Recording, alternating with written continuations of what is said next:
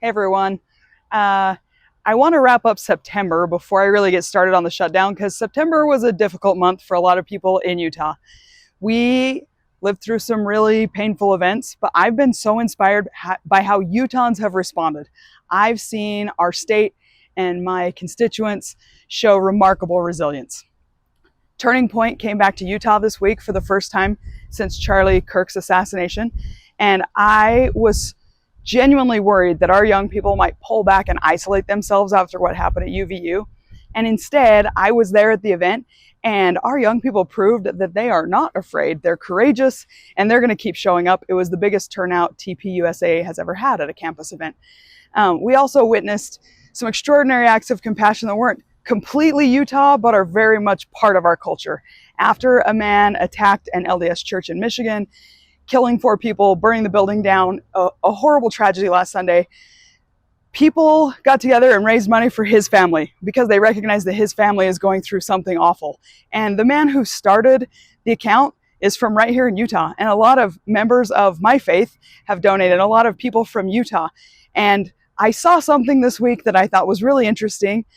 Arthur Brooks, this last Friday, visited UVU, and he was talking about the Charlie Kirk assassination, and he asked why here, and then he threw out a hypothesis that maybe Utah has been chosen and called to respond to Charlie's murder by following, he described it as the most countercultural teaching in the history of humanity, and that is to love your enemies.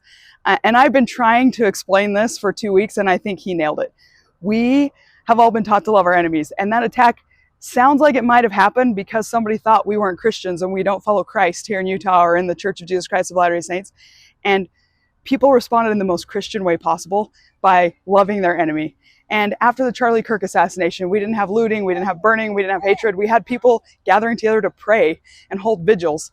And I just think as Utahns, we need to take a minute and be proud of that and let that sink in and not let all of this pile up on us. Now it is October, and as soon as it turned October, we are facing a government shutdown, 12:01 a.m. on Wednesday.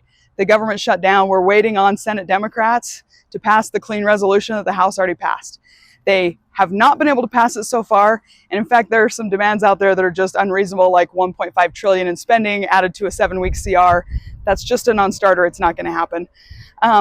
But I'm optimistic because Democrats themselves have voted for the same spending level. So it doesn't make sense. It's political, and I'm hopeful that it'll be very short. In the meantime, while we don't know how long this is going to last, my office is open.